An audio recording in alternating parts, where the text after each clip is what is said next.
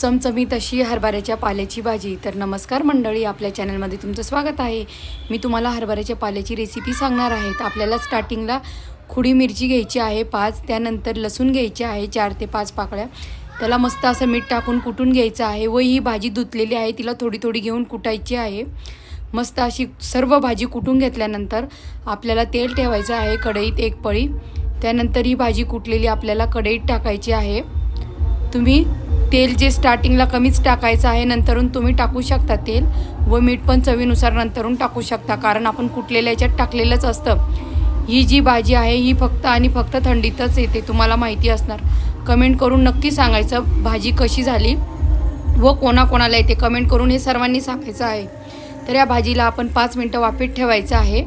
5 मिनटं झाल्यानंतर बारीक गॅसवरच ठेवायची आहे। 5 मिनटं झाल्यानंतर मस्त अशी उघडून घ्यायचं आहे। तर बघू शकता तुम्ही भाजी झालेली आहे, सर्वांच्या तोंडाला पाणी सुटले असणार। तर व्हिडिओ आवडल्यास व्हिडिओला लाईक करा व आपल्या चॅनलला सबस्क्राईब नक्की करा। त्यानंतर मी भाकर केलेली आहे। धन्यवाद, भेटूया पुढच्या व्हिडिओत।